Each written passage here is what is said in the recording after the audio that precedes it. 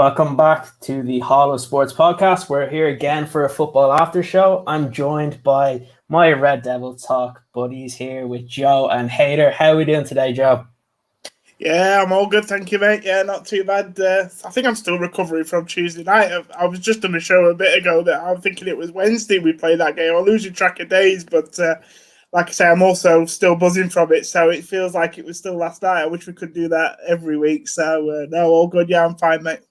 Yeah, crazy week. We're getting so many games. I don't know how you're keeping up with it, Haider, with all of the masterclass episodes, Red Devils Talk. You were just on Usman's channels. And you just started work this week. So what the hell's going on? I said to myself at the beginning of the week, I'm not doing any extra ones. And then obviously you asked me, I was like, why not? I enjoyed this last week, and this will be a fun one to every Thursday. Usman messaged me and I was like, I can't say no to Usman. Like, Usman's my boy. And obviously, like, I'm recording one tomorrow. I actually recorded another one yesterday as well, didn't I, before Red Devils Talk. So yeah, I'm good, mate. Look, good to get back into work, good to be in a schedule. So many Man United fans in Ireland, which is amazing. Everyone in the team. There's a Liverpool fan that we're making fun of today, which is funny. So that was fun. But loads of United fans, like my manager's United fans. So yeah, happy days, mate. And there's a lot to talk about, a lot to dissect. It's, as we speak, Spurs losing.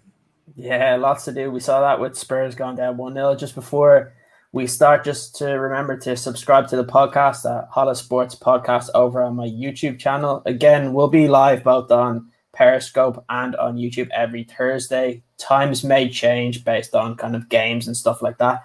But what we'll do is we'll kickstart off to some of the midweek games. And I guess to start off, we can look at the Wolves 2-1 victory over Arsenal, because I think when we look at the Tuesday games, it all kind of centers around the Arsenal game and around the United game, for one of the main reasons we'll talk about later on, and to do with VAR. But before we kind of look into Wolves, because they were the team that won it, I wanted to kind of look into kind of some of the improvements that we've seen at Arsenal. So we've seen the likes of Smith Rowe come in, we've seen Saka. But is this Arsenal team still making the same mistakes that they've made in past seasons, Haider? I think this is where Arsenal are, mate. I don't see too much. Look, I'll be honest with you. That first half is the best they played for a very, very long time. They're in form. They're in great form. They haven't lost. I mean, that's their first defeat in, I believe, 6 or 7 games. So they're definitely improving. I do think they're very hard done by, and we'll talk about the VAR decisions. I mean, that was an absolute joke. Leno's an idiot. Same mistakes are occurring, but they were absolutely. They were mind-blowingly good in that first half. Saka, just his low center of gravity, the way he carries the ball, he's so mature. His decision-making for such a young lad is brilliant. Pepe's actually playing well as well right now as well. That's big. And you're looking at Lacazette, who's got back into scoring form. And look, they're a side that can feel a bit aggrieved, but I think the point is they are where they are because that's where they are. I don't think they're a top 8 side. I really don't. I'm being deadly serious. So when I look at them, I just think they're a side that if you play with intent, they can be got at. And that's what United didn't do, quite frankly. On to Wolves. I looked at the table yesterday and I was like, they're 14th? They're very low. And you talk about their project, and I think a lot of it is linked to Jimenez. But even before Jimenez got injured, they weren't playing particularly well. Willian Jose's come in, good player, did well at Sociedad. You thought he'd get a bigger move. He's holding the ball up now. And that was key. The way he was holding the ball up, he was able to bring it down and bring Martinho, bring other players into the game, bring Neto, who's an absolutely brilliant player. I would, Joe said in the group chat he would take him. I would take him as well at United. I think he's very smart. Again, low center of gravity, good end product. That's key. For me, what's key is the end product, being able to, good decision making. But yeah, when I'm looking at that game, I think Arsenal are unlucky they didn't go 3-0 up at halftime. It was 1-1. But same mistakes are occurring, and you can't say that you're surprised that happened to Arsenal. It's not like, yes, they might have lost because of the red card, but ultimately they didn't convert, so they didn't win the game. You're on mute, mate. I'm mute. I can't believe I did that. Anyway, we have my trick. I know. So we have Haley and Jamie into the comments just saying, good evening. I hope we enjoyed the games over the last few days. But yeah, Joe, what do you get out of this Arsenal team when you look at them? Because you look at some fans and they got to that low point of where everybody was kind of slagging them off for being around the relegation places, and they've slowly built up. We've had Chelsea fans at the start of the season saying that they're title contenders, yet they're not that far ahead of Arsenal. So how do you kind of look at Arsenal, and have they improved this season, or are they just kind of where they should be right now? Feels a little bit like a reverse deja vu, Kieran, because I feel like I was on this show last week and we were talking about Arsenal again and just giving kudos to how much it improved.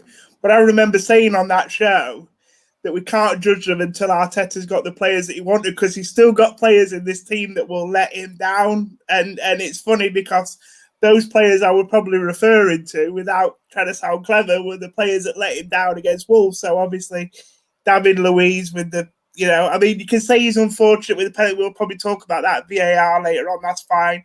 But his positioning he gets himself in the first place before the penalty is all wrong. And then obviously, even in the goalkeeper like Leno, who he's not the worst keeper that Arsenal's ever had. I don't think he's like in the Almunia sort of category, but he's certainly not the best keeper that they've ever had either. So I think he's always got one in him as well. So I think I'm just going to sort of echo what I said last week. I think it's a team going places, and I think the young players like Haider said, Smith Rowe, yourself, Saka, Pepe, they've made a difference to this Arsenal team. But they've still got a number of players in that team, and I will name them, like I say, Leno, David Luiz, Xhaka's another one for me, that sometimes in the big moments in games that unfortunately they'll just let you down. But what I will say is that they have been on a good run. They've recovered the season. They will obviously be fine now this year. The big question for them is whether they get some sort of European football, whether that be through their league position or a run in the Europa League. I don't know. But yeah, for them, it's a little bit like, well, a lot of teams, recruitment is key for them this summer and in the next couple of windows if they're going to sort of kick on to the next level. Because I think if they get the players that Arteta's looking for, if they can get players who are reliable, who are energetic, who can play the game that Mikel Arteta wants to play, then I think that in Arteta they do have a good coach. I think they've got a coach there that can do something with that team, and especially with younger players as well. I think he looks well set to deal with younger players, which is no coincidence with how well the younger players have done. And he seems to have, if anything, where he has struggled is dealing with the more experienced players, sort of the bigger egos in the dressing room, like the Ozils, even David Luiz, sort of trying to get a tune out of him. But even David Luiz has had some good performances. But yeah, I think for me, he's got to weed out the dead wood, like we same situation we're in at United. I think we're coming towards the end of that process now, but Arteta's sort of midway through it. But I think next season, if they have a good summer window, they'll do well. Yeah, it's interesting here. One of the comments that Jamie put in, so Leno was a clown for that red card. Yeah. There was no need for it, to use his head next time. I saw that yesterday when I was looking back at some of the highlights of that game, and it was almost comical, that red card that we saw from Leno. I don't know what he was doing. It looked like he had the time to not have to force it, and I think he just kind of rushed his decision there. Again, it goes back to, I kind of talk about the mentality of certain teams, and the makeup of Arsenal over the last couple of years has been just some of those players that they just don't have that winning mentality. And you see it, and you mentioned some of the players, Joe, with Xhaka, you have David Luiz, and there's many other ones. And it's a very interesting one. And you actually, one of the comments here from Aaron is a big one. So they must regret selling Martinez.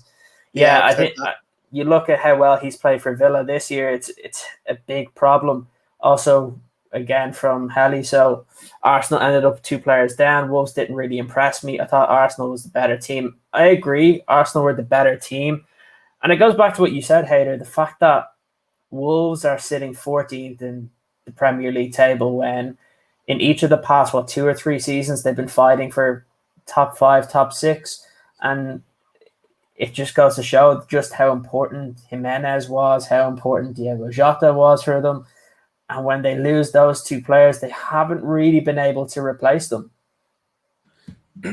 Massive, absolutely massive. And I think with Wolves, we know they've got a 10-year plan. So they've been reaching their mark, where they need to be each season. But they've definitely stalled, I would say. Now, I think it's very unrealistic to think that within 10 years' time you can go from the Championship to eventually winning the Premier League. I'll be completely honest with you. Two massive reasons. I think, one, there's going to be a certain ceiling to the sort of players that Wolves can buy. They're actually not buying big superstars. They've been quite sensible, haven't they? And I think the second thing as well is that I think Nuno is a good manager, but I'm not sure that I feel like he's quite a negative manager as well. He's quite pragmatic, and I feel like there becomes a time where if you're playing these sort of tactics, you're playing this sort of style of play consistently, eventually the players switch off.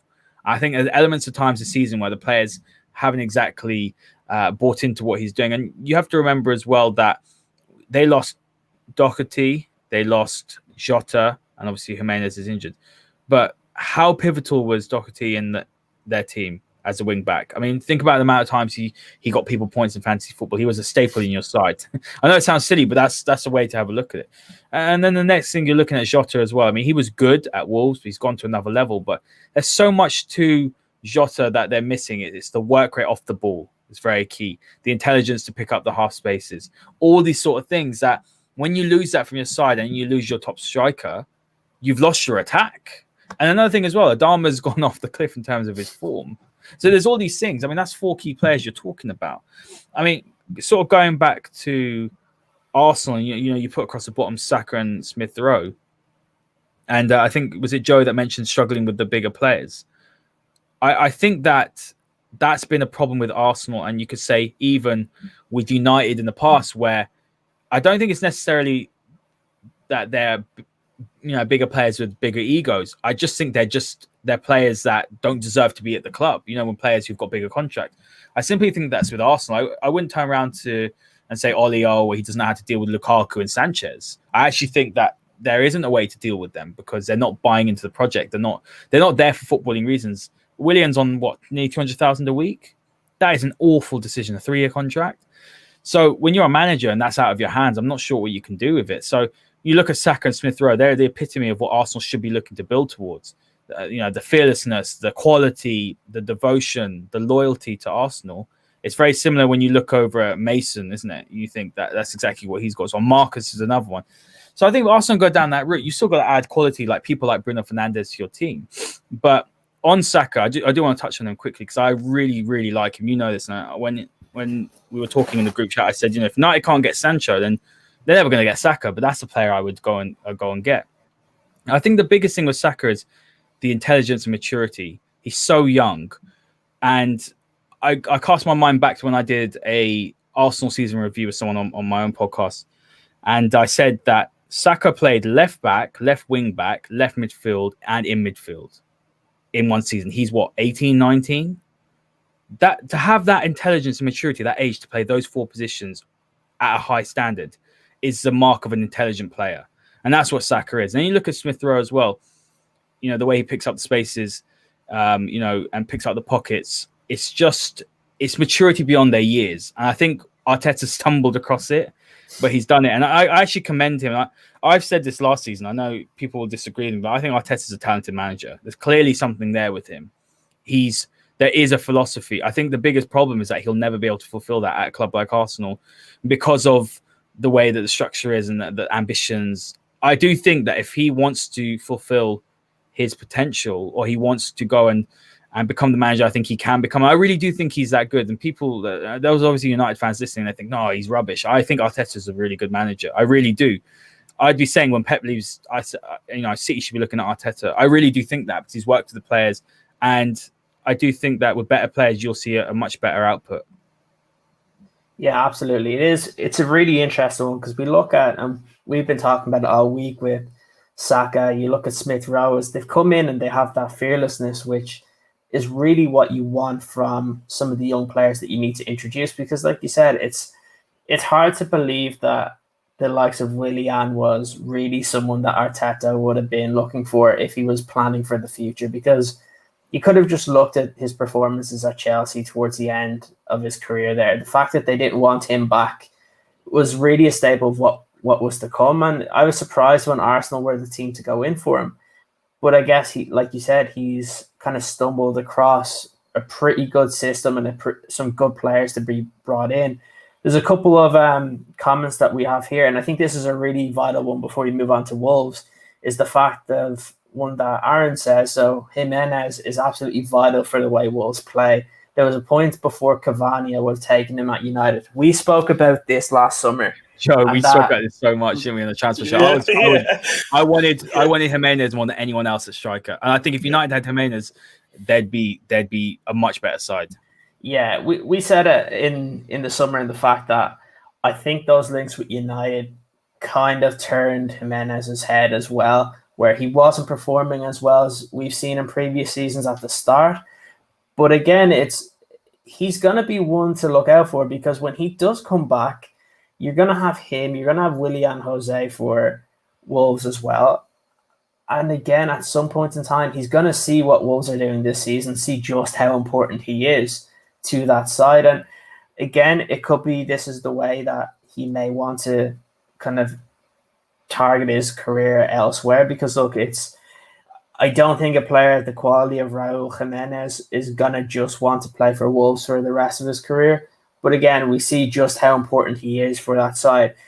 Joe, do you think that he should be one to be looking at a move as we move forward in the next maybe year or two? Yeah, I feel quite harsh saying this, but you just don't know how he's going to recover from this injury now, do we? You know, and look, if it's Raul Jimenez before this injury, then I'm like Haider. I'm taking him all day long. We did transfer shows in the summer, didn't we, Haider? This is one that was sort of, it was one of those deals where, you know, where you feel like it probably won't happen, but you could see it happening, and that's what excited me. It was sort of one that made sense. It was almost like, dare I say it now, the Donny van de Beek one where it was almost one that the fans would like, if you know what I mean, but your club don't do it. You know, it's one that you think they should do, but they don't do it. And I think Jimenez sort of drops into that category. And I would have done it all day long, to be fair, Kieran, but do you think they would? Do you think they would have if the price was like, say, 30 million? Yeah. I think was it 50 million that was being quoted at the time, wasn't it? Because I remember as well, obviously Werner was going for that price as well, wasn't he? And it was like, will it be Jimenez? Will it be Werner? Not quite sure. And I think even the Jimenez links were here like last January as well. Even in that January window, I think they looked at Jimenez as well. But it wasn't just United. I think Juventus had a strong interest in him. I don't know if they still do. I think they wanted him as well. So it was always, I think United were probably a bit put off that if they made a move, other teams might make a move as well. You get into a bit of a bidding war and his price might have gone up. I'm not sure. But I was saying to Haider the other day, if I was Wolves now, I'd be worried, because I think if they don't get into Europe this year, Kieran, they don't only face losing Jimenez. I think this could be a watershed moment for them. And I think some of their other key players might see this now as an opportunity to move. So I think we've had some comments here. I don't know, you've been putting them up, obviously, about Ruben Neves, players like that. Neto, another one, obviously. You know, maybe even Traore, although his form has dipped this year, so I'm not quite sure where his prospects lie. Rui Patricio is a fantastic goalkeeper.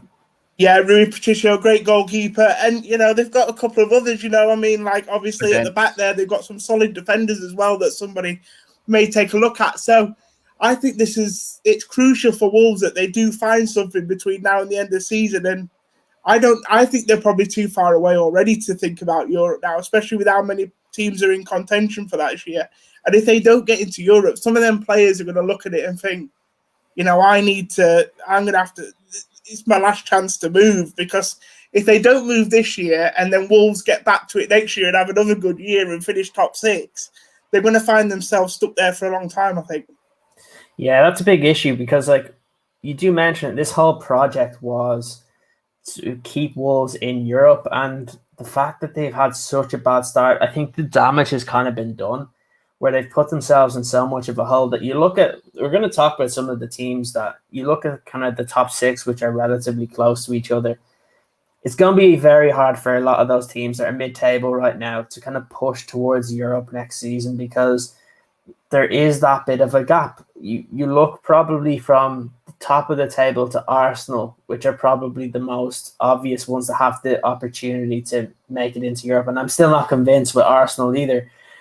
So it is a tricky one. We look at it, and even though they've Wolves have improved by bringing in Willian Jose. I just think it's a little bit too late, because we look at some of the players, we've mentioned them: Neto, Neves, Moutinho.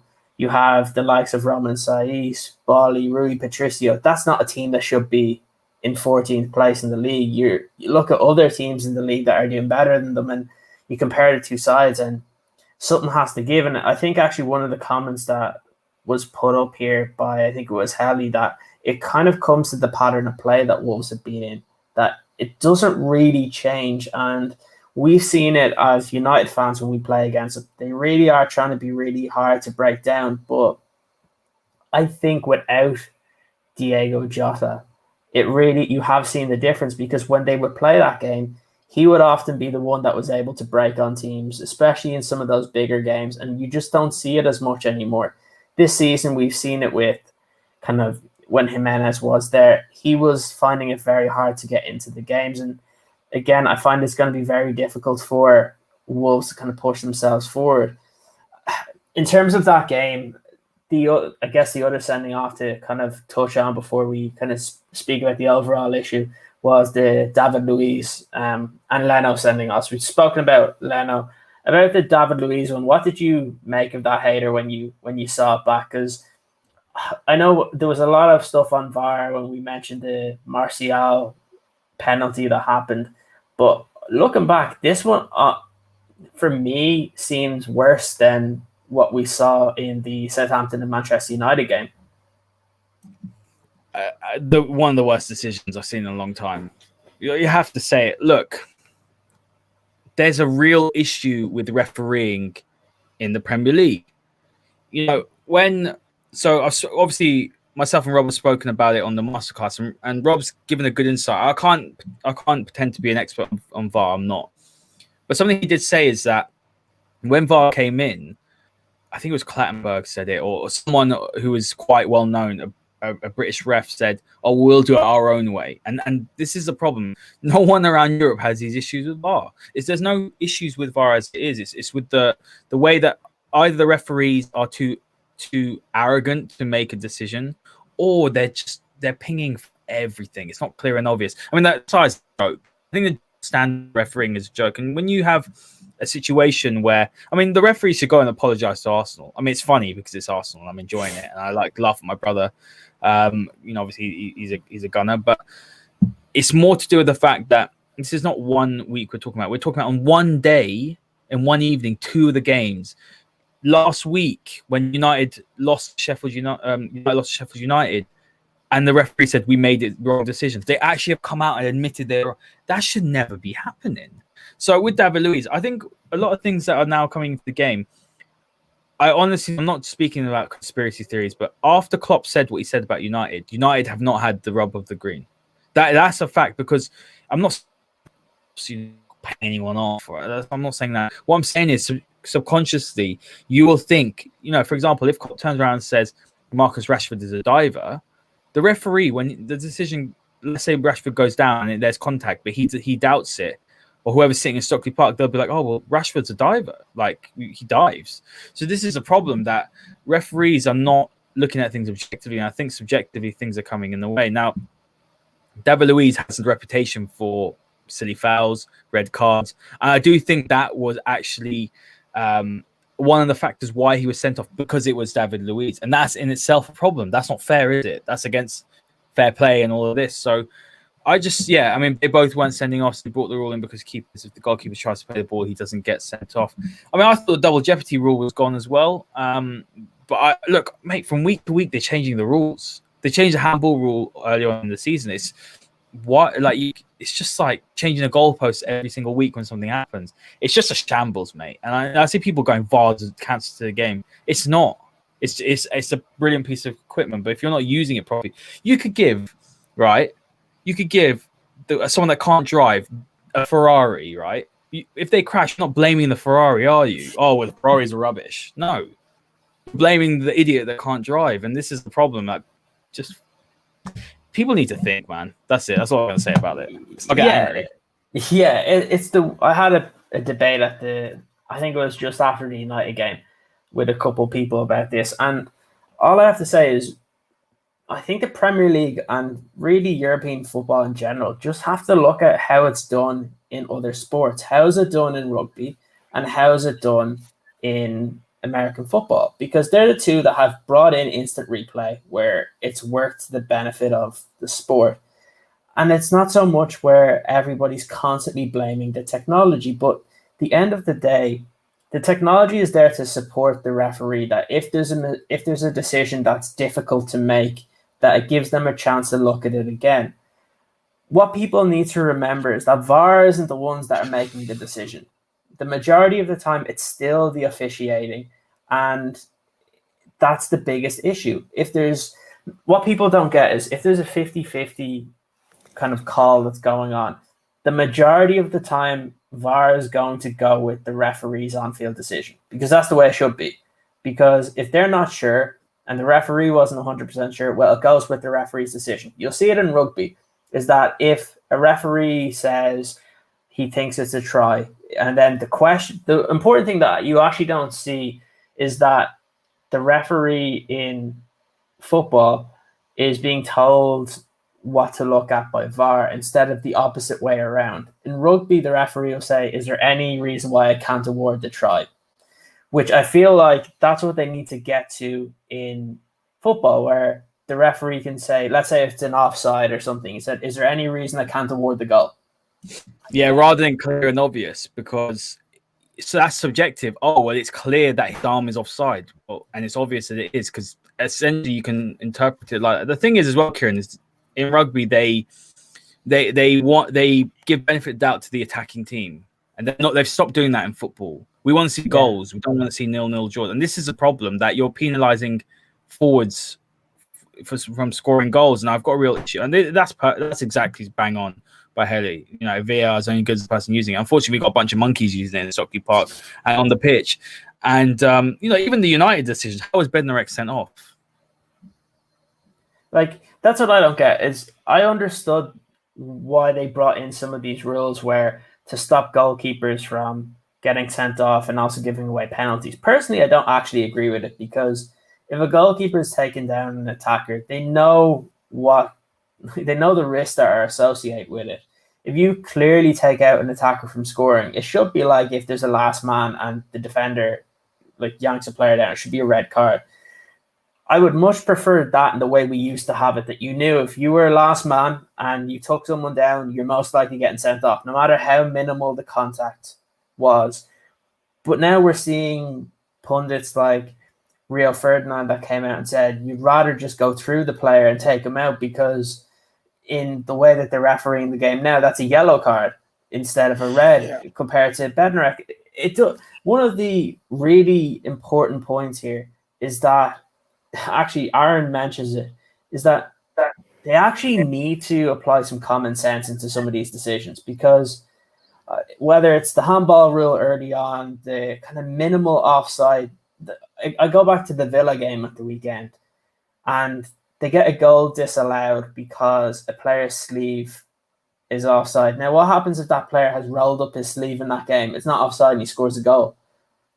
I don't think those are kind of the minimal kind of ways to decide if somebody's going to be offside or onside. I do believe that they need to go back to where it was probably 6 or 7 years ago, where everybody knew what offside was and you knew if somebody was offside or wasn't. Now if you're having to go to that minimal ruler line that VAR is using, I feel like the advantage should be for the attacker, and that should be Kieran, just get rid of it. Like it does take the emotion out of the game. At times, they're checking everything, absolutely every goal. They check if it's offside. Joe, you'll know that when go to Old Trafford and they don't have a big board out there, and people are like, well, what's going on? What's going on? And you won't know. If you're sitting at home, and if you're at Old Trafford, you have no idea what's going on. No, there's no doubt it's took the emotion out of the game, but actually, before Kieran did it, I didn't know whether he was going to come to me or not, but I was going to say what Kieran was going to say. I was going to take this discussion more down the road of, I think the rules of the game are an issue at the moment. And the problem is that obviously that looks bad on VAR and the referees, I get that. But let's just take the rules of the game in the sort of example of the David Luiz and Bednarek red cards. Now, for me, the laws of the game set a real dangerous precedent in terms of player safety on these issues, because what they're saying there is if David Luiz slides through the player to try and get the ball, like takes him out from behind, then actually he doesn't get sent off in that situation. But for me, that's really endangering an opponent in that situation. You don't want to be encouraging David Luiz to sort of wrap his leg around another player in that situation. And same with Bednarek, you wouldn't want Bednarek to sort of come flying in from the angle that he was coming in and taking Martial out just so he doesn't get a red card. So I think but it's no surprise that the rules of the game are sort of muddled up like this, because it seems like we're changing them every 5-10 minutes at the moment. I mean, we saw the dodgy City goal against Aston Villa, and as a result of that, there was a law change. Now, I didn't realise we could change laws halfway through a season like that. I thought you just had to get through a season, and then they looked at them every year, IFAB or whoever it is. But it seems like we can change laws from games to game, which is absolutely crazy as far as I'm concerned. And, you talk about rugby there as well, Kieran. The other thing I'll say about the rules of the game, they don't seem to be applied consistently across the world of football. You see referees referee games differently in Europe, I think, to what you do in the Premier League. And to bring it to rugby, Kieran, you'll say the same. I always think you get a different game when you get a European referee in rugby to if you get a Southern Hemisphere referee in a rugby game. So there's certain things in rugby like, I don't know if people watch rugby, but, that holding on to the ball, for example. So either European or Southern Hemisphere referees will give you longer holding the ball than referee from the Northern Hemisphere or Europe. They want the ball to be played more. They've got better weather. Yeah, exactly. Yeah, but that's what I mean. You haven't got I would like the rules to be applied as consistently as possible through every competition, through every form of game, because football is football, whether it's played in Europe, South America. Yes, there's different styles, and we embrace that, and I totally agree.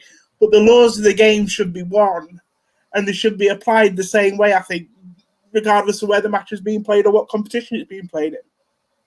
Yeah, absolutely. Look, I think it goes back to the point that we're making is, personally, I think this is more of an officiating issue than it is with the actual issue with technology. The technology is there to support a referee's decision, but at the end of the day, when you still have the same referees that we were complaining about because they're making mistakes in the Premier League, yet they're the ones being in control of VAR. We don't see all of this madness most of the time when we watch the Champions League, or if you look at La Liga, you look at Serie A, or you look at the Bundesliga, who all use it. There's never this controversy every single week, but yet we seem to have it pretty much every game when it comes to the Premier League. So, Haider, what do you think needs to change in order to, number one, I guess, stop all the moaning about it? Because it is getting annoying, I think, for a lot of fans that after every single game, we look at the United 9-0, and anyone who watched BT Sport, I don't think they could watch it to watch an analysis of the game because they didn't provide one. All they spoke about was VAR for 30 minutes when it was the smallest impact on that actual game. But because it's become such a big issue, like, what can the Premier League do to fix this? I agree on your point where you say, I mean, I didn't watch the BT analysis because I had the masterclass, but obviously you messaged me saying I can't watch any more of this. It's nonsense. I mean, was it the Martial incident they were talking about? Yeah, pretty much the whole time. 5-0 up. So just, it's pathetic. But that's a different agenda. We can talk about that another time. But honestly, the biggest issue is that the referees in England, their personalities, right? I mean, they've done shows on referees, and that's the biggest thing. We shouldn't know anything about Mike Dean. We shouldn't know anything about Andre Marino. We shouldn't know anything about Mark Hamburg. They're not celebrities. They're just people that wear a black kit, have a whistle, have cards in their pocket, and that's what they should do. I think, Joe, you said this before on the Red Devils Talk, that you'll know that a referee should have a good game, has had a good game, if you don't talk about him. You don't even acknowledge him. That's quite a traditional viewpoint, but yeah, it's right. I think it's right. I think it's the case. That's you spot on. Carry on, mate. Sorry. Yeah. No. I definitely think you've said it before because it's something you would say, not me. Yeah. And so I'm just Because I'm old-fashioned, mate. That's why. roll. yeah, just old. Just old. No, but no, it's a good point. It's something I never used to think about. And this is a problem. And when the Premier League are coming out and saying, "Oh, well, we'll do things differently," just follow what everyone else is doing in Europe. Just because we're not any better. And there's always been a self-proclaimed we're the best league in the world, we're the most entertaining world. This is a problem. So now the referees think we're the best as well, and that's what it's got to do. But then also needs to be a uniform code, sort of set code. And I think there's certain cases where either they're checking everything. So when there's a goal, you don't need to check every single offside because that's just ridiculous. I would, you know what? If it was this much off, yeah, like we've been seeing, and it was against us, I would actually accept it because I think that's fair. Like I genuinely, I think, you know what? You can't be calling it back for that. They're checking everything. And I think another thing is as well is that they need to sort the rules out. That's what I think. Someone in the comment, might be Aaron that's in the comments, that it's exposing actually some of the flaws in the game because the game is evolved now. If you've got technology, there's certain things you need to change. I mean, I think that reviews, perhaps a certain amount of reviews, like in tennis, you get 3, and I think you get 3 in cricket as well. So like, you get 3 reviews, and if you get one right, then you get to keep that one. If you get it wrong, obviously it goes down. I think that's fair. Because at the end of the day, you can't just use it for everything. It's just stopping the game. And you're seeing in games as well, why are a lot of the big games boring? Why are there a lot of 0-0s? Firstly, like there are issues with the intent of teams. But honestly, mate, it's stop-start all the time. Yeah, and that's the problem because it's that, and it stops the fluidity of the game. It is annoying, and that's a really good point on kind of you mentioned with the tennis and the challenges. And I look at the NFL where a coach gets, I think it's 1 or 2 challenges each half.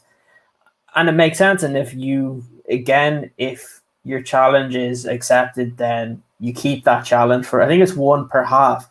And if it's accepted, then it means you get to keep it. If not, you lose it. And I feel that's the way it needs to be. And also, I think I go back to rugby, and it's like, not every try in rugby is communicated between the TMO and the referee. I feel like it needs to get to the point of where if the referee's sure of a decision he's made, he doesn't need to go to VAR, even if VAR are checking it.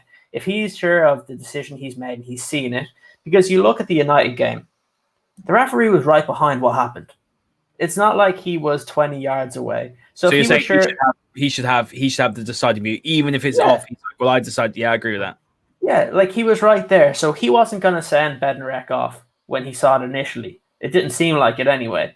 And I feel like he was close enough to the play to be able to see it that he didn't need to go to VAR. I think that's the problem.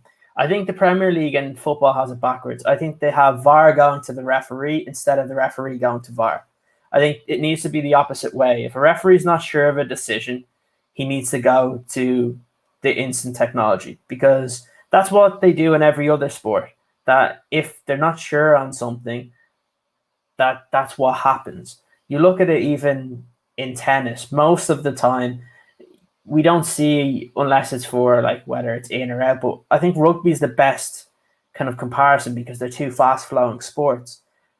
That I don't think they need to go for every single decision. Like there's a referee and two linesmen to find some of these offsides. When they're that close, I don't feel like VAR needs to be getting in the way. If it's a very obvious one where the player has gone in and they're clearly offside and the linesman misses it, well, then I think VAR should get involved. But when it's like what we've seen for some of the decisions and how close they are, I do feel that it needs to kind of come back to the referee a little bit because, look, they're there to ref the game. Technology isn't the ones that are supposed to be reffing it. And I feel like we have it the opposite way around where the referee, look, at the end of the day, the referee's decision should be the main one. And that if it's not a very obvious, and I think we've gotten away from that clear and obvious what VAR was initially brought in for. If it's not clear and obvious, it should just revert back to the referee's decision. If it's a 50-50, even at VAR. Yeah, go ahead, Joe.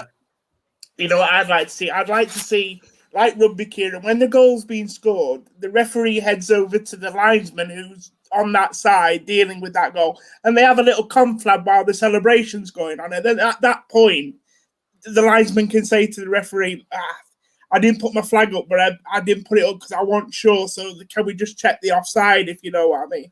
Just that way as well. I think referees go back to, and linesmen go back to, or lines people, I should say, go back to, or third, second, whatever you want to call it. I don't want to sort of be sexist, but you go back to them refereeing the game, and they don't feel under pressure from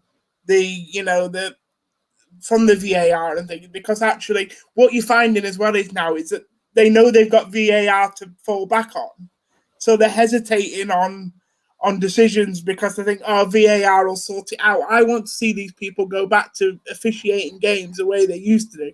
Then, if they have an honest conversation and say, he might have been offside there, let's just double check it, then I'm cool with that, to be fair. I mean, there was a situation in the United game on Tuesday where Southampton went through, I think Danny Ings, and I think the official didn't put his flag up even though he was offside, and Wan-Bissaka reaches for the tackle, and at first I thought he'd injured his groin or something, and you're thinking to yourself, well, Wan-Bissaka doesn't make that tackle if this official officiates the game like he used to, like the way he's been taught to, and then you can sort it out afterwards. It's a difficult situation. I get it. It's tricky for these people, but I think they've become the on-field referees in football and become too reliant on VAR. Yeah, I completely agree. And look, I think the over-analysis of it as well from a lot of the pundits, I think it's over the top. The point that I always hate, the point that I hate that they bring it up is that they always talk about getting football people to be in the VAR and to be controlling that. How bad would it be if you have a Man City game against whoever, and Micah Richards is one of those people in VAR making these decisions, or if it's a United game and it's Rio Ferdinand, because that's what they're coming up with. They're saying, we'll get X players to go in and make it. But what they don't realize is that X players have an innate bias to different teams. Even if it's not a team that they played for, they play against these teams all the time. I think that's the worst possible thing. And I actually laugh when it comes up on the likes of Sky Sports and BT Sports, because it's one of the common arguments that comes up where they're saying, well, the referee shouldn't be there. It should be someone who's in football and someone that understands it that should be making these decisions. But I find that the referees are being paid to officiate games, and VAR is doing the same. All VAR should be there is to support the referee. X-Play is dumb. Yeah, at the moment, VAR is controlling games. Like, it is the one in charge, and the referee are at its mercy, as you could say. But look, at the end of the day, we're going to see more decisions like this. The only positive thing I think you could probably say is, like, it's not just one team that's facing it. It's across the board. It's everyone. So that in a weird way, it's being consistently rubbish. And they also said, didn't they, Haider, that it would take debate out of the game, and it's definitely not taken any debate out of the game. If anything, it's created more, hasn't it? And I prefer human error than this. I prefer them getting it wrong, because you're like, okay, you know what? The referee has one chance to see something, and it could be at a split second, and he misses it and goes, okay, I think it's a red card. You can understand. When they've had like 5 minutes to have a look at it, and they're still getting it wrong, then it's a problem. Yeah, and that's the biggest thing. Like, I think all fans, it was healthy debate when referees made mistakes. But now the fact that everyone is just blaming VAR, and look, you just have to go. We mentioned this before last week, is the stupid names that people come up with, the teams that they think that get more decisions. I had a big conversation with a couple of people that were saying Liverpool, Man United, Man City always get the decisions on VAR. Well, what people don't realize is the reason that that's happening is because they're three of the teams that play the quickest football in the Premier League. If you're getting more decisions from VAR, it means the referee's making more mistakes, really. And when you look at it, and that's the case, I know Arsenal fans always feel aggrieved when it comes to refereeing decisions and with VAR, but you look at when Arsenal were at the top of their game, they were getting loads of decisions, because when you're the team that's attacking, you're going to get more of these advantageous fouls, you're going to get more penalties, and you're going to get more decisions. And I think people need to just try and have a step back, just calm down a little bit and actually pay attention to the game, because look, it was one of the main talking points after United winning 9-0 against Southampton. So I think for the rest of the show today, what we'll do is we will talk about the football, because that's what's really important. We can talk about VAR probably tonight as well after the games that are going to be on. We can talk about it at the weekend, but that's not going to change. But one of the amazing performances that we've seen for United, no, there was 2 red cards in the game, but the second one didn't really matter as the game was over at that point.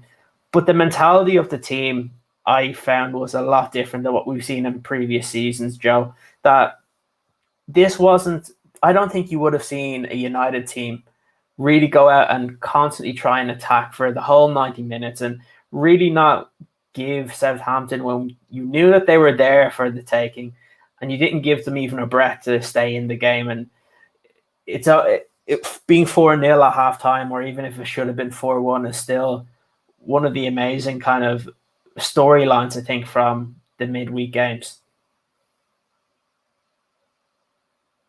Joe? That's 2 of us. Haider, you have to do it now, mate. And then we've all done it. I'm a professional. I have enough He's far too wise. Yeah, exactly. Far too wise. Just love the way he sits there sort of judging us. For those of you that can see right now, he just sort of sat there stroking his beard and thinking, yeah, I don't do things like that.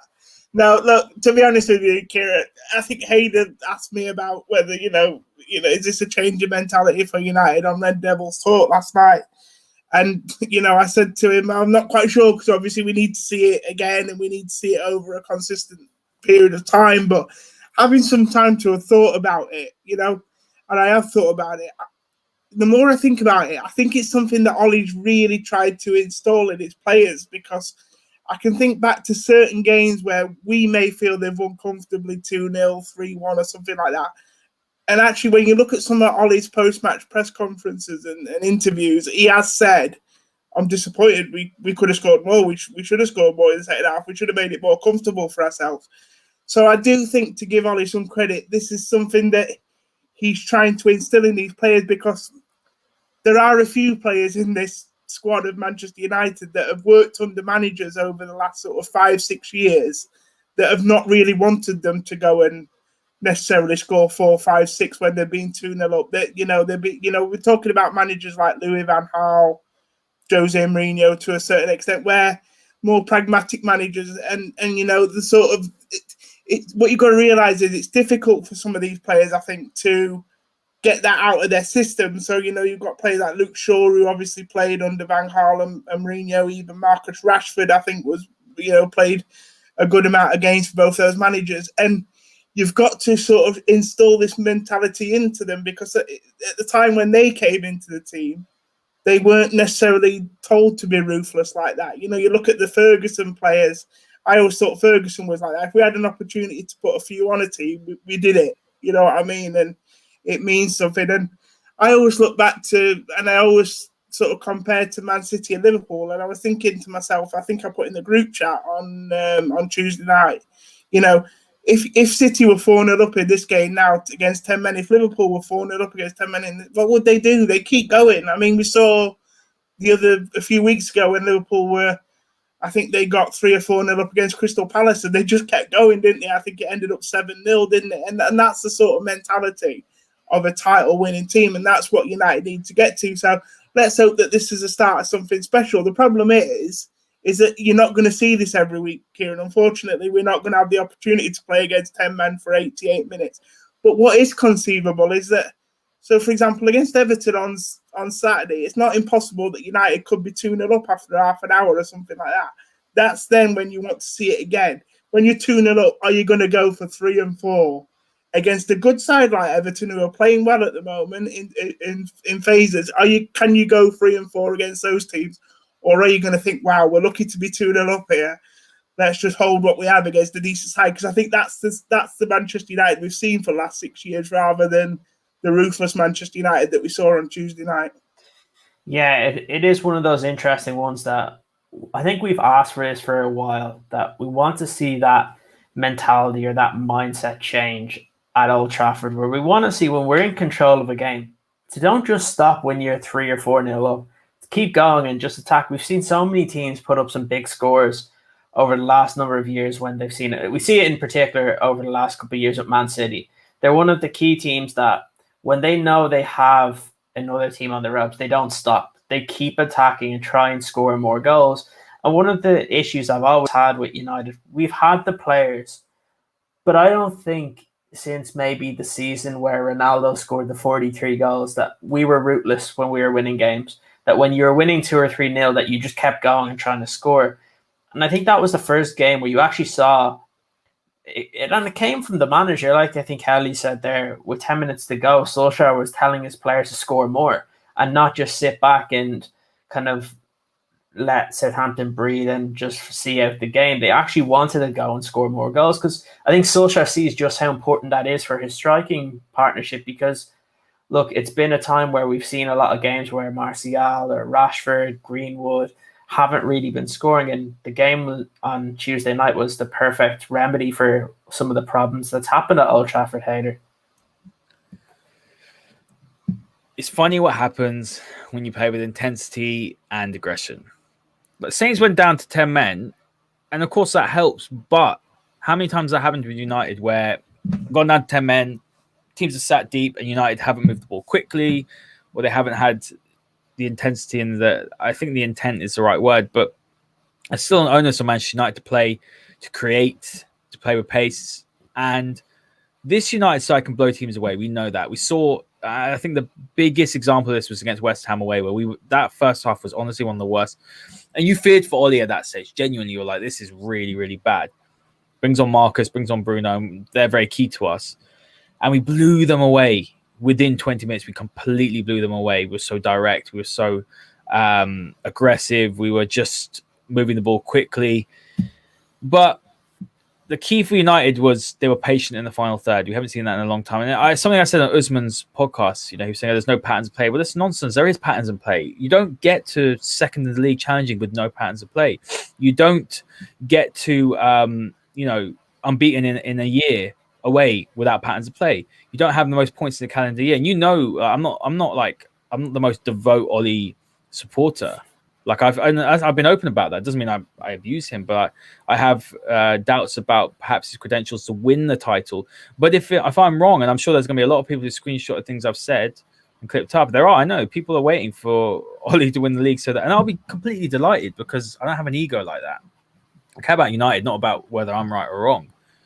There are patterns of play. The issue is that more often than not, the team doesn't execute. Now you can look at that two ways. You can say the players aren't making the right decisions, but you can also say, and then they're the issue. But you can also say, is the manager getting across his message strong enough to the players? But what you saw the other day was each player knew exactly what they were doing. They knew their roles to a T. We haven't seen that for a very long time. It was fantastic. Luke Shaw knew exactly how to get forward. Wan-Bissaka knew exactly how to get forward. Wan-Bissaka made a run at the back post. When has he done that? And you get rewarded for being bold. When does he run at the back post? Fred and McTominay were both fantastic. Whatever people have agendas against McFred or even McTominay, you've got to give credit where it's due. Bruno Fernandes played well. Marcus Rashford ran the channels fantastically well. Mason was linking up with Marcus very, very well. Cavani was peeling off and making those runs into the channel, pulling defenders left, right, and center. They knew exactly what they were doing. And that's when I say, yes, there are obviously tactics, there are patterns of play. But one of the biggest things as well, it was in the comments, and Helly says, 10 minutes to go, get more goals. That's also a confidence thing. For years, the players haven't been confident that they could go and do that. We've seen that United have got more than 5 goals 8 times in the Solskjaer. That statistic still blows my mind because someone wrote it in the masterclass. I was like, what? I was trying to cast my mind back. I don't remember 8, but obviously it's true. I mean, that's frighteningly good. And this season we've scored, 8, we've scored 6, we've beaten teams 5, Leipzig. So I think what it is there, I think Ollie's long-term plan is to play attacking football, but I think you got to look at the deficiencies in the first team and the squad. And also losing 6-1 to Spurs has scarred him. You can tell he's still not recovered from that. And if there's any criticism, it's that. It's like, Ollie, that happened because the team weren't fit. There was no preseason. They weren't match fit. Like, you can go and play Spurs tomorrow, and you can go and play the way that you wanted to play in that first game. But no, what I will say is that, we got to remember that before this fixture, how low we were all feeling about United. I was feeling so low. I was so unenthused. And then, look, maybe that's reaction, but that's how I was feeling. We had 2 games where we created nothing.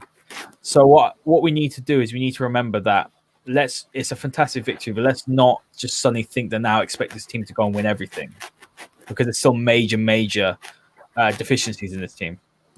Yeah, absolutely. I think one of the other key storylines from this week actually kind of comes into something we spoke about last week on the podcast, was in relation to Jesse Lingard. So we all had the same kind of hopes when we were speaking about this last week, that we hope he kind of hits the ground running for West Ham, because he's a great footballer, but also he's a good person as well. And that did come to fruition in midweek, where he got to start for West Ham, got man of the match, and scored twice on his debut.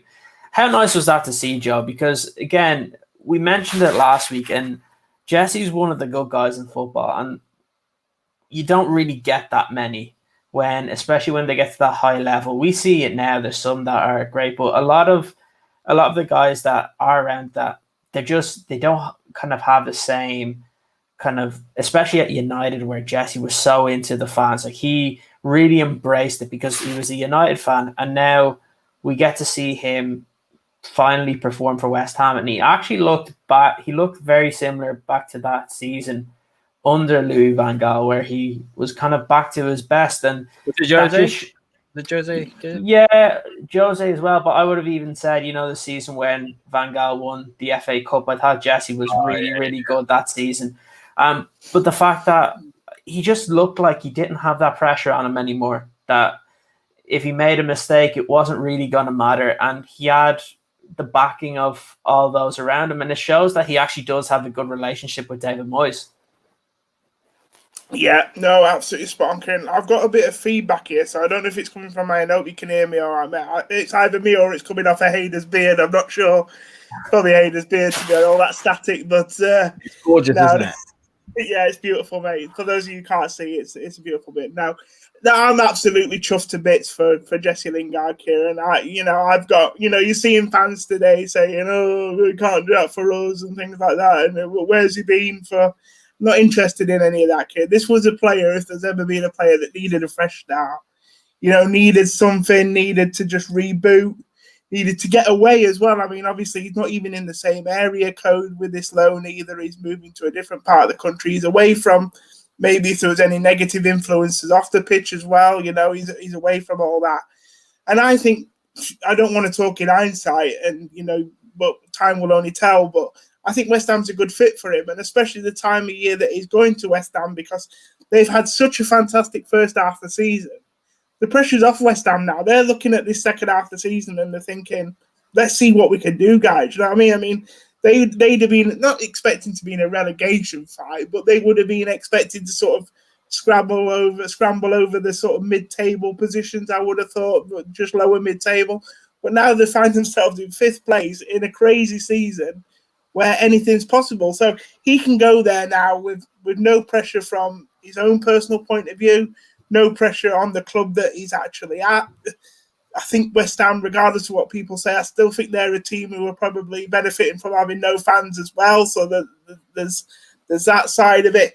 And I think he fits, because I think they've tried people like Fornals behind the striker. They've tried Ben Rama there, and Fornals has had some good games for West Ham, but I still think David Moyes, I think you could tell with his team selections, he's tried Fornals there, he's tried Ben Rama there. He's not convinced. So Jesse can sort of play well. I mean, I don't know where he played last night, but if he plays just behind the striker, which we know he can do and does it well there, then he's a great fit for West Ham. And I said last week, Kieran, on the show, I think it's just a deal that works well for everybody, because I think for Jesse, he gets opportunity to rediscover his form in a less pressured environment. West Ham get a good player. Any player you get from Manchester United, like any big club, is always a good player, because you find that they do the basics and fundamentals really well, which is what you need at a club like West Ham. But also, it's a good deal for Manchester United, because if Jesse Lingard keeps this up, Kieran, one or two things are going to happen. They're either going to get a rejuvenated Jesse Lingard that will come in and help our squad next season, or actually what I think will happen, they will sell him in the summer. But if he plays like this, they'll be selling him for a lot more than they'll probably be selling him in January. So given his form, so I think it just works for everyone, and I'm delighted for Jesse. I know he's gone through a lot. Well, I don't know, but we hear stories obviously about his personal life. We know he's had a hard time, and I just hope he enjoys it. And I think he's only been there a short time, but I think the celebration after his second goal, you could see that he's already building a rapport with his teammates at West Ham, because it was noticeable, even in these COVID times, how many of them went to sort of congratulate him and jump all over him. I think even they're aware of how important this move is for Jesse. Yeah, absolutely. I think the one thing that you could tell there was that Jesse looked like he was enjoying his football again, and that's the Jesse Lingard that you want to see. You look at the last World Cup for England, and he looked like he was genuinely enjoying playing football, and we haven't seen that over the past couple of years for United. And the problem is, it does come from the fan base as well, because we've mentioned it before how toxic it can be, and we've seen how terrible it's been in the last number of weeks, Haider. But this is exactly what Jesse Lingard needed, and one of the points that Joe makes there is very true, that the fact that this is only a positive thing for Manchester United. Either, I doubt this happens, that he comes back and is going to be part of the squad and he's rejuvenated, but probably more likely that United can actually, for once, maybe earn some money on a player that is better than really what you would have just let him go out on loan. Because, again, we've seen what an impact he can have from West Ham so early. You look at fans from other teams that were kind of in talks with Jesse Lingard, and I know there was a lot of Newcastle fans watching that game that were saying that it would have been great to have Lingard at Newcastle. This actually builds a market for a player that Manchester United should be trying to maximise the most out of. Oh, absolutely. I don't think his future's at United at all. He's done here. As long as Ole Gunnar Solskjaer is at the helm, he won't have an opportunity. It's not a bad player at all. It's what I always say. Being a local lad at your local club is actually one of the biggest curses, right? Not everyone's like Paul Scholes, not everyone's like Ryan Giggs. And you just have to look at Steven Gerrard. Remember when he wanted to go to Chelsea and he would have won titles there? He could have had a fantastic career. It's funny he didn't. But what I'm trying to say is the death threats, his family got threatened. People look at these local players. You look at Ross Barkley as well. He had to get out of Merseyside. Do you remember that incident in the pub where he got absolutely floored? It's difficult to be a local. Look at Marcus. Yeah. He gets a lot of abuse. And the problem is, though, is that Jesse Lingard is a good footballer. He's talented. He's not an incredible, and what's Aaron saying here, much better footballer than Dan James. Yeah, he is, absolutely. But you have to say though that Jesse wasn't showing any of this, even when he played. He was just showing running. Like, you have to remember that someone could be supremely talented, but if their head isn't in it, and it might be home, but if it doesn't feel like home, like United has not felt like home for Jesse for a long time. Doesn't matter how talented you are, Dan James can look better than you.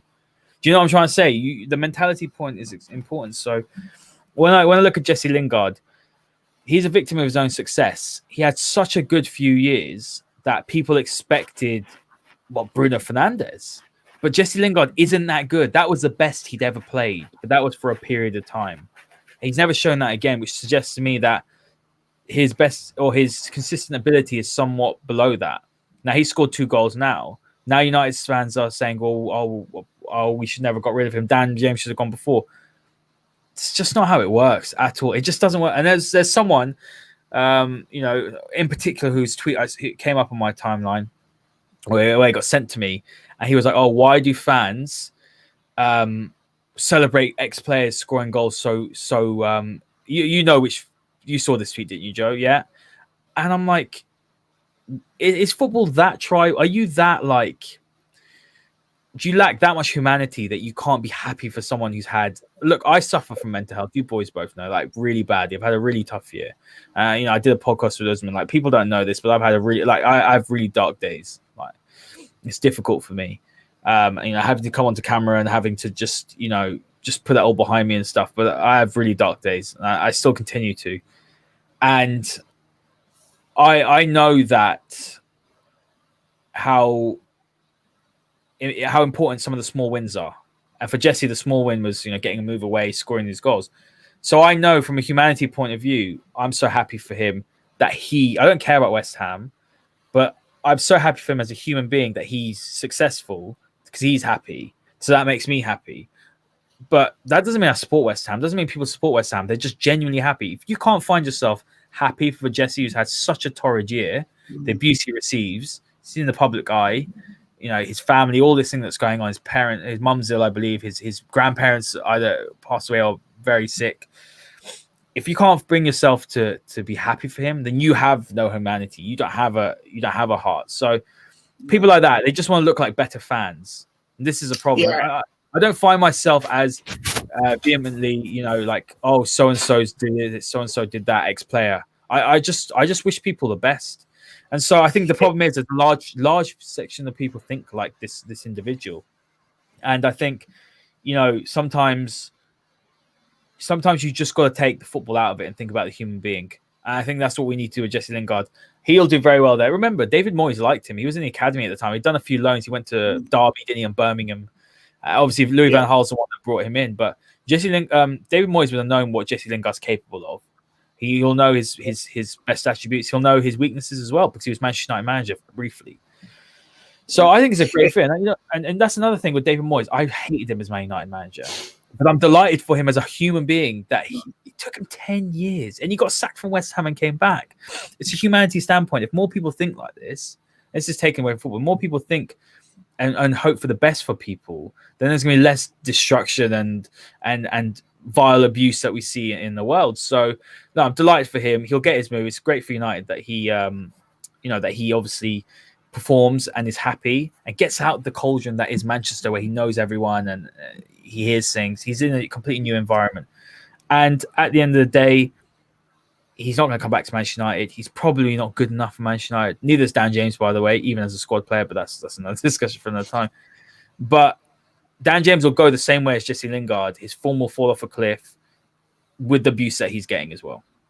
Yeah, it's a tough one. Yeah, go ahead. Sorry, I was just going to say, Kieran, just to back up what Haider was saying there, it just sort of borderline disgusts me how people on social media cannot separate football from life, if you know what I mean.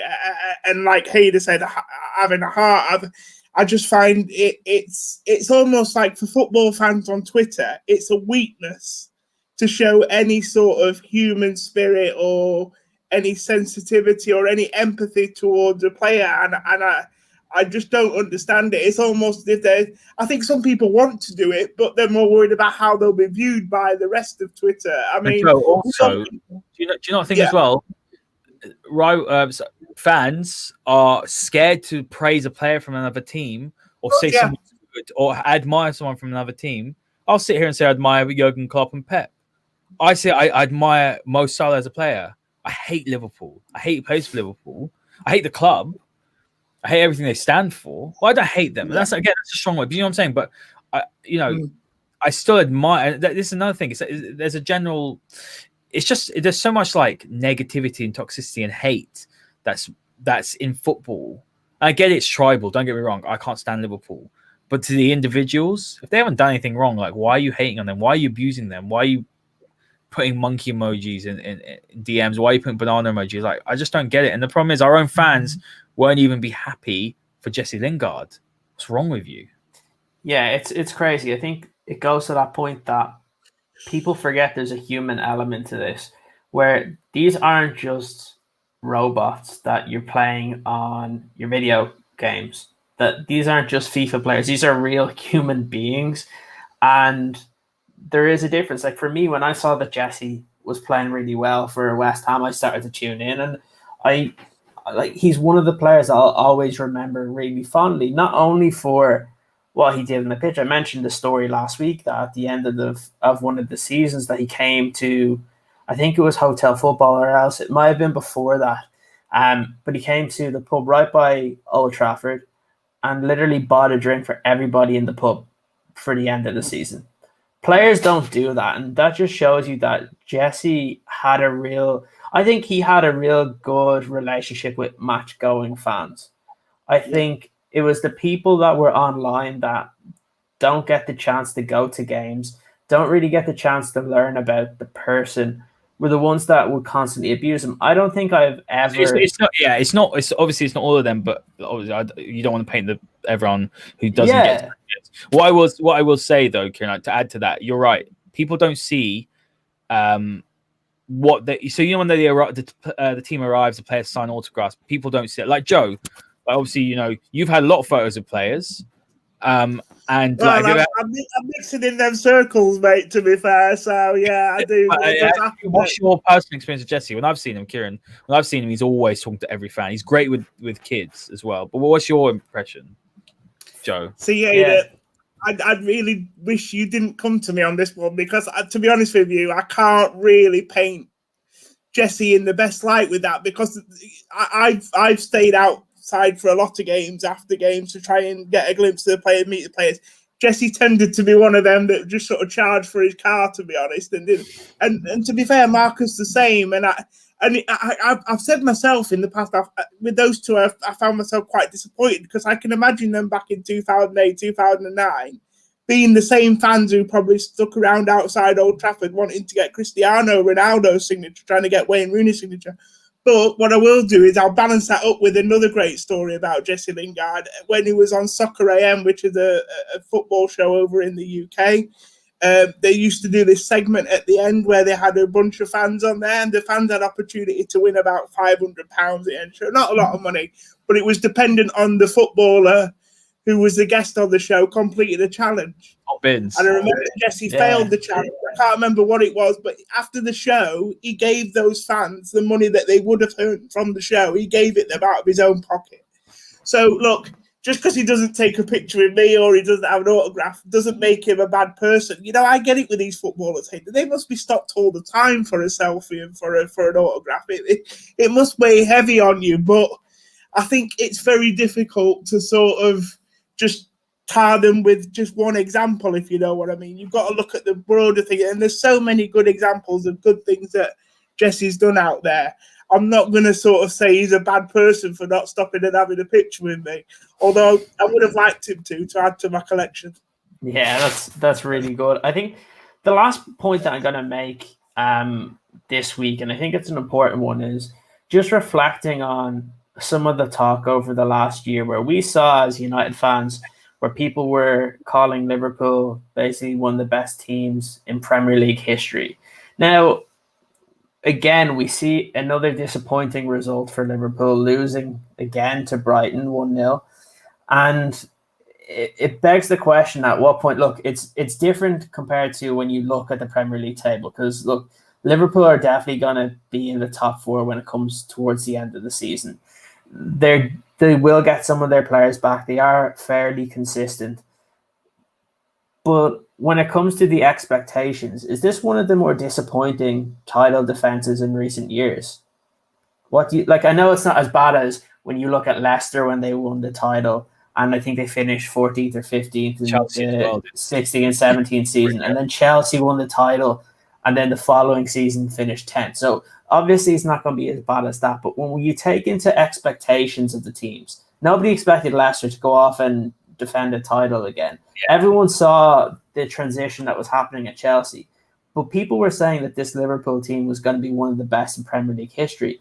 So does this make this season one of the most disappointing title challenges? Because it's the first time I think that Liverpool have had to deal with injuries of a high magnitude, and it just shows that when you do miss one of those big players, just how different your season can be. Yeah, no, I think so. I'll go first. Joe's daydreaming. No, I agree with it. So yeah, you put the context already there. Leicester, no one expected them to do it, and Chelsea were in free fall because of all the issues. I think one of the biggest things is that they're going to talk about injuries, right? But Liverpool have gone 2-3 years without any injuries. Look at Man City's injuries last season. City haven't had a striker. United injuries problems for the last 2-3 years. I mean, you could say, touch wood, for a long time, this United side have been lucky. You're pretty much picking from a full squad. I think one of the biggest things with Liverpool, I think something very interesting that someone said on the podcast, David Usman, his name's Gabriel. He said that great managers can only be great managers with great players, and great players can only be great players with great managers. So you need to have both. You can't just have Sir Alex Ferguson is the exception to the rule. Great manager. He had all right players in his final year, and he just somehow extracted that extra 2 or 3 levels above. No one's like Sir Alex, so everyone's on a level playing field. Even with Pep Guardiola, great manager, but last season we saw the issues. I think what you're seeing with Liverpool, and I think one of the faults you see with a manager like Jurgen Klopp, we saw this actually at Dortmund. He looks better at Liverpool than he has ever at any other club. One of the biggest issues is that when things aren't working, I don't think Klopp actually has much of an idea how to change it. There's not really a plan B. And you saw that with Pep. So I think what we're seeing this season is that I think there's an element of arrogance to Liverpool, that they thought they were just going to turn up and win the league. They've got one player out injured, really, Kieran. One player. Van Dijk, yeah. It's Van Dijk. I know they've had like a lot of youth players in defence. They've still got everything else. They've still got their fullbacks. I mean, it's a good comment here. Naive, yeah. They let Lovren go, absolutely. Well, they've gone and got two players in the window. But I think that's one of the biggest things. I think it's definitely one of the most disappointing ones. But I think that we're also seeing that there are deficiencies to Klopp. Although for me, he's the best manager in the world. There's deficiencies in their squad. They're actually not that good. And what it's done is it's made the Sir Alex teams look even better. It's made Sir Alex Ferguson look even better. The fact that he won 3 titles in a row, how much? It was 2 or 3 times? 2 or 3 times, yeah. Twice. You know, I mean, I'm only 25, so, you know, the ones from sort of 06 to 09 were just like my favorite ones. I mean, that's my favorite team ever. But the fact he did those rebuilds, the fact he stayed at club so long, the longevity, and that's why when we were talking about Nuno a bit earlier, I'm saying it's a 10-year plan. I think it's got stale, Kieran. That's genuinely what I think has happened there. So when I look at it, what it's done for me is it's shown I knew Liverpool weren't that great a side. I didn't expect them to drop off this much dramatically. But I think what it's showing is that, 1, how good Sir Alex is. 2, actually, all these teams in this era right now are not particularly good. If I'm being honest with you, if you're having one player out and you're this is happening to you, then there's issues. I think 3 as well. I think people need to not be prisoners of the moment. They need to be less reactionary. If you win a title, you can be a very good side. You're not suddenly the greatest side ever. Pep Guardiola, they might have got 100 points. You don't get extra for getting 100 points. Like, don't get me wrong, they were good, but you don't get extra. What counts for me, you can only be a great side when you've done it consecutively for years. There's milestones that have been set by the greatest manager of all time, Sir Alex Ferguson, multiple times. Until anyone comes close to that, not even Mourinho came close to that in his first. You know, he won it twice in a row, didn't he? You got to give him credit for that. Consistency is a good indicator of greatness. Yeah. Okay. Greatness. That's what I'm trying to say. I'm getting a long way around it. Thank you, Joe. So what I will say is that also the teams that people perceive to be bad, like United right now, aren't actually as bad as people say they are, and the teams that are at the top who are good aren't as good as people think they are. Yeah, absolutely. It's a really interesting one, Joe, because I look at it as just before Ferguson left, where you saw them basically win 3 on the back, lose a season, and basically do the same thing again. That's the level of consistency that you have to say that they're among the best Premier League sides of all time. Just because you won fantastic season and the season prior to that you win a Champions League doesn't mean that you're one of the best teams of all time. I think a lot of United fans said, okay, prove it, win the title next season, or well, we're talking about this season, and if that's the case, win it again, because that shows if you're one of the best teams. Think of all those United teams, how many times we lost Wayne Rooney to a metatarsal injury, or Ronaldo got injured, or Giggs, or Scholes, and the team just kept on going. How disappointed have you been, well, not as a United fan, but in general, of the kind of fight that we've seen from Liverpool? Because, you lose Van Dijk, but it's not like he's died. It's just that he's gotten a really bad injury. Yeah. We've seen it in past seasons. Look, Kevin De Bruyne has a serious injury at the moment. Yet City are still going on and winning all these games. Like, if Ruben Diaz got injured for City, they'd be able to cope because they still have Laporte and they still have Stones. While it won't be as solid, they'd still be able to get by. And I think that just shows that maybe the way Liverpool were built wasn't actually as effective as it should have been, because when you do lose that one player, for you to have this big drop is a big kind of black mark on their resume.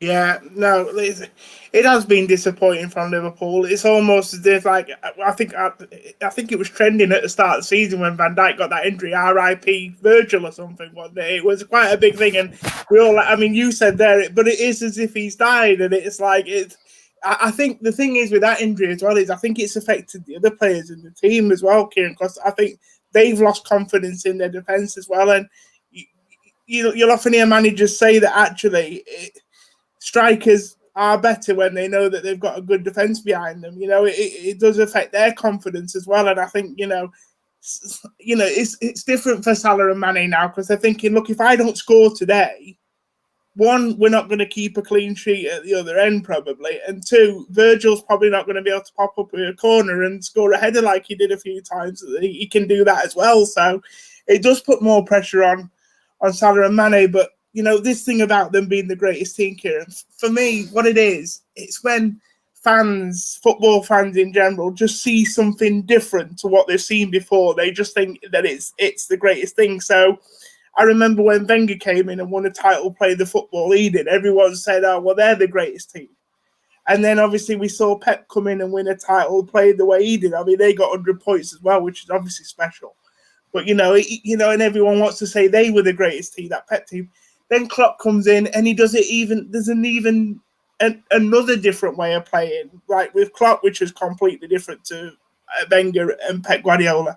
And because it's different and because it looks nice on the eye, everybody just has to go on Twitter and say it's the greatest team we've ever seen. No, it's just different to a lot of things we've seen. They just done it differently. And it's a nice way they do it. I'd love to play Klopp football at Manchester United. I've said that before, but it doesn't mean to say it's the best. If this Liverpool side won 3 in a row and they won maybe they won a domestic double in that time as well, and maybe a treble, you could argue that they're up there with one of the greatest. But you could argue, Haider, that's a weakness to their style because the way that they play football, I don't think they can win it for 3 years on the trot because of the demands of the football they play. That was the other clever thing about Ferguson. It was almost as if when he did win 3 in a row, the fourth season when he didn't win it, it was almost as if he was like, well, somebody else can have it while we just get our stuff together, while we recharge our batteries and go again. I think it's brilliant to see Liverpool play the way that they play, but it's not sustainable to do it for 3 years, I don't think. I mean, you could argue they could have done it for 2 years because they could have won the league, not last year, the year before, when obviously they run City all the way. I mean, City was fantastic that year. They managed to hold on. I mean, you could argue Liverpool could have won it that year. So maybe the way Klopp plays, you can win 2 titles like he did at Dortmund. But I think soon after that, I think he gets tired. I think his players are exhausted. And I think we're seeing that sort of downslope in the cycle now. And it'll just be interesting whether he can stay at Liverpool or whether he wants to stay at Liverpool long enough to recharge the batteries and go again. Because I do think he knows how to build a team. He's built this Liverpool team. So he could, if he's willing to stay there for another 3, 4, 5 years, he can win titles again because what he does do is he knows a good player when he sees them. But what he's going to have to do now over the next couple of years is these great players that have brought him this success at Liverpool, they've got to go, and he's got to find the next. I think he's regretting signing a new contract. I really do. I spoke to a Liverpool fan today. I told you at work, and he said Klopp's contract was meant to end this year or next year. And he signed obviously it's this year. He signed till 23, I think, or I think he did. And he said, he said, fans are reactionary, but I think it feels like Klopp's doing what he did at Dortmund. He's like, he's won some stuff now, and he's like, you know what? And this is the thing, the fact that Sir Alex, even Wenger, stayed for that amount of time. We're looking at 5 years at a club, and managers are sick. They need a change. The staying power, keeping the determination and the ambition up, the way that both these managers. I mean, Wenger, he lost it in the second half, but the way that they pushed each other in those early years, of Wenger's early years, was absolutely insane. And that's the thing. I think that people need to understand that you can have a great team, but it can easily just go the next season. Yeah, it's how you judge that greatness as well. Sorry, quickly, kid. Like I say, for me, Ferguson was capable of playing that kind of club football, and he could have had players that play that way. But he knew if he wanted to have the career and legacy that he had at United, they had to do it a sensible way. You cannot play 100-mile-an-hour football season in, season out. And we saw it with United, and it frustrated us as fans at times where we would look off it for a good few games, and even for seasons we'd have a poor season here and there. But we knew we'd come back strongly the next year, and that's what it's all about. It's about, if you want to sustain success, you have to find a way of doing it you manage your tactics and your squad to be able to do it. Because I just don't think the way Klopp plays his football, even the way Guardiola, the demands he puts on his team. I mean, you saw last season Man City had a season off. They had to. Pep had, that first 2 or 3 years Pep being at Man City, the demands he put on that team, pressing, energy, high tempo in their football. What were the things that left Man City last year? It was those things. If you look at why Man City struggled last year, apart from the fact that they had a depleted defence, the players weren't showing the same energy in games. They weren't pressing with the same intensity. All that dropped off, and it had to. But if Pep Guardiola wants to be here for another 2 or 3 years, he had to do something to tail off. What he would have liked to have done is found a way of tailing it off and still being successful. But that's what great managers, great coaches do. And you're seeing it with Guardiola now. Yes, they had that dip, but he's found a way of rediscovering it, and that's why they look like winning the league this year. Yeah, absolutely. It's a really interesting conversation that, look, we're going to continue to have, because there's a lot of big games coming up, especially this weekend in the Premier League, that will affect the top 4, where there's a lot of big teams still vying for that. We've seen, obviously, just now that Chelsea finished the game against Spurs 1-0 from the penalty from Jorginho. And that puts a lot of pressure, where I think it's Spurs against City at the weekend. So it's Liverpool City. Liverpool City. Yeah, but like we said, there's a lot of these big games are coming up, and actually for teams like Manchester United, it's a time that they can actually build on it. I know over the next couple of games that they have Everton, they have West Brom, Newcastle. So this is a chance for a team like United to start building up those points again, and they've still been in decent form. I think it's in the last 5. They've drawn 2, won 2, and maybe lost 1. It's been a good time for a team like United. It's a chance to build on this. Now, with a lot of games where, again, we'll be here next week, most likely the same time, about 8:30, just to be able to talk about a lot of the stuff. I know there's like FA Cup and stuff going on. I know we have West Ham midweek, and you can join us for Red Devils talk as well on the Elite Football Show. But again, I just wanted to say thanks for today, Joe and Haider, because there's a lot of good topics to talk about, especially with all the craziness that's been happening in the Premier League midweek. It seems like we're having 3 games every single week. But yeah, it's mental, mate. It's absolutely mental. I just want to say though, thanks to everyone for supporting us and all the channels that we do work on. A bit of feedback, that might be me. I don't know. And just want to say, like, hopefully United keep on winning. Yeah, exactly. So again, just make sure you subscribe to the podcast, because look, we'll be here every single week. We'll be live on Periscope as well. So get involved. We had a lot of good comments there today. And hopefully we can still see Liverpool continue to lose. Maybe Man City might stop winning 13 games in a row. That would help. But yeah, look, Premier League is going to be really interesting this season, and it's already been one of the craziest years I think we've seen in the last 5 or 6. So hopefully that'll just kind of keep up. And just thanks for today. Make sure you subscribe to the podcast on all the different platforms, Spotify, YouTube, Twitter, Instagram, all those, and we'll be back with you next week.